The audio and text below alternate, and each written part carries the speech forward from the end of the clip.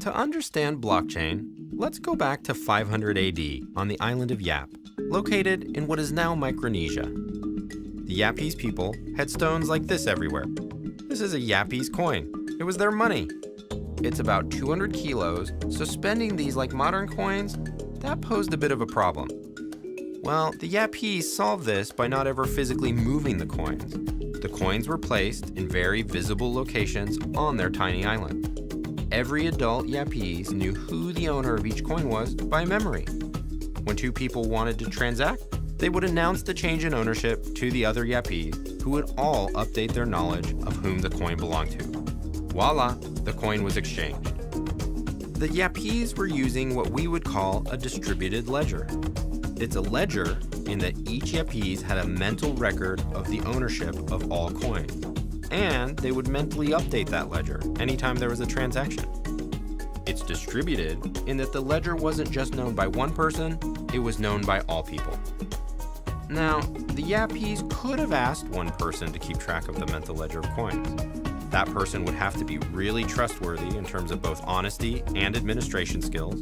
The monopoly that person would have on transaction activity might lead them to charge a fee or make rules for who and when one can transact. And problems would arise if that person fell ill, decided to leave, or if their integrity was compromised in some way. That central person would be a bank. Distributed ledgers perform many bank-like functions without requiring trust in a central entity. In the Yapese example, a person can't tamper with the ledger and claim ownership of a stone that doesn't belong to him, lest all the Yapese come forward and contradict his claim based on their knowledge of the ledger, so fraudulent transactions aren't likely. Also, if one particular member of the tribe isn't available or moves away, thereby losing a copy of the ledger, transactions can still be validated by the other Yapese, so the system is fault-resistant. Perhaps most interesting is what happens if a coin gets destroyed or lost. In one instance, a large stone fell overboard on the way back from the island where they quarry the stone. No problem, the other Yapese decided. We can imagine your coin sitting there in the ocean, we'll give you credit for it, and we will mentally use it for transactions like we do with the others. So even if for all practical purposes the coin doesn't even exist, they could still use it to transact. Distributed ledgers turn out to be one of two key concepts you need to understand blockchain. But before I explain blockchain further, let me first tell you a way to summarize the book War and Peace in just 20 letters.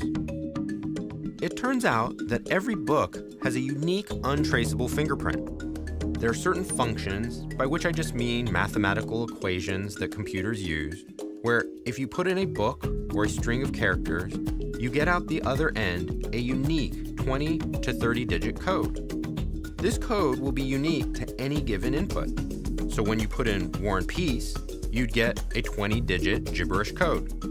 If you put in the exact same copy of War and Peace, but with one comma changed, you'd get a totally different 20-digit code. These codes would be so different, you'd be unable to connect either code to one another or the original versions of War and Peace. Functions that do this have some amazing uses. You can use them to validate information. Let's say you were about to sign a lease and you wanted to make sure that you're signing the same copy as the landlord. You could drop your version and the other into the function, and if there was even a comma difference, they'd yield different 20-digit codes. You can also use functions like this to obscure your identity. You could combine your personal info, your name, date of birth, hair color, into a string of text and put that text into the function to generate a unique 20-digit code. You could then use this code as your internet identity to conduct business online, confident no one could connect it back to you. But if later someone wanted to verify that it was you who owned the code, you can show that you know the only combination of inputs that can regenerate that code. Functions that do this are called cryptographic hash functions, and they are the second concept you need to understand blockchain. First, though, let us go back to the idea of invisible coins. We know from the island example that a distributed ledger allows you to transact with coins, even if the underlying coins don't exist, just like the coin at the bottom of the ocean. We also saw how it is nearly impossible to steal coins. This was because each Yapese knows who owns a given coin and whether any transactions have changed that ownership. Now Now imagine that these ledgers, instead of being stored in people's heads, are stored in computers online around the world, managed by incentivized volunteers. It would still work just like with the island. Each computer would have a copy of the ledger showing coin ownership that's visible and known to everyone. Every time a person wanted to make a transaction, she would just announce to the computer network her intention to send coins to someone else.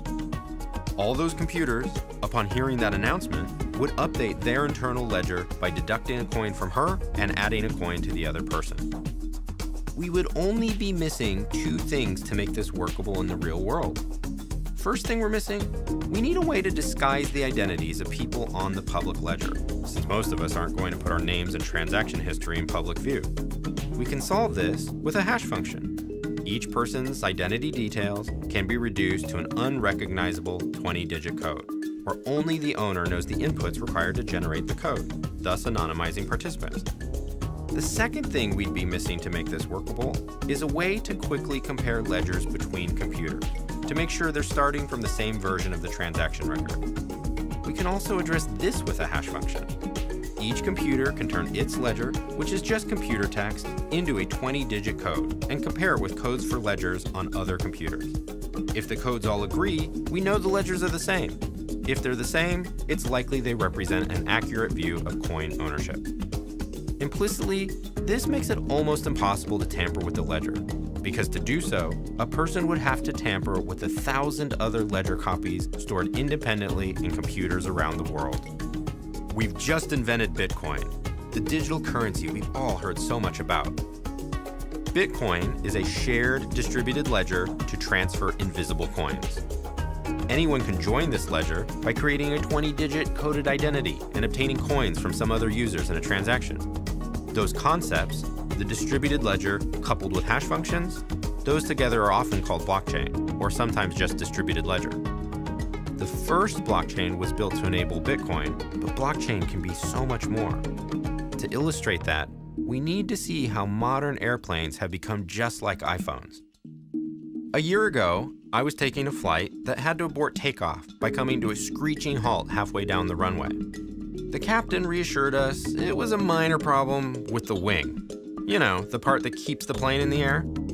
Not to worry, he said. The mechanics would get it sorted. But a bit later, he came back on to let us know it was not a mechanical issue. It was a software bug. No big deal, he said. We're downloading a software patch and should be good to take off in 20 minutes.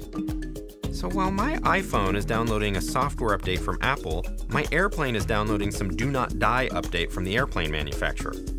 This led me to a dark realization. If there are bugs with Wing software, there could soon be Wing software hackers. And such worries actually intensify as we enter the world of autonomous cars, robots that perform surgery, and computers that give financial advice. In fact, professors at University of Michigan demonstrated it was possible to kill patients who have pacemakers by hacking their devices wirelessly. A lot of smart people think blockchain could help give us some security in this automated world. Take the hacked plane scenario. Picture 100 planes around the world, each communicating to one another on a network. Before takeoff, my plane could take its Wing software and dump it into our friend, the cryptographic hash function, thus generating a unique 20-digit code. You could then imagine the other 99 planes all have ledgers for one another with records of the appropriate 20-digit code each plane should have for its Wing software. My plane could compare the code generated by its Wing just before takeoff with the code stored on ledgers in the other 99 planes. If the codes match, my plane can be sure that its software has not been tampered with. Why? Because a hacker would have to have changed the ledger on all 99 other planes for my code to agree with the code stored there. If the plane was autonomous, it could decide not to take off unless all 99 planes gave it the okay. A world of safe, smart devices is enabled. And this contrasts with how we'd solve this today. The plane would have had to have communicated with a central server, a single point of failure, vulnerable to fault and tampering. That central server would also be in a closed system, owned by one company, making it hard for other devices to interoperate. Blockchain could change all of this. By removing the need for a trusted central intermediary, blockchain could open up new ways of working that are hard to even predict today. With the trend towards faster technology adoption, blockchain is likely to make its impact known sooner rather than later. We hope this video will help you get ready.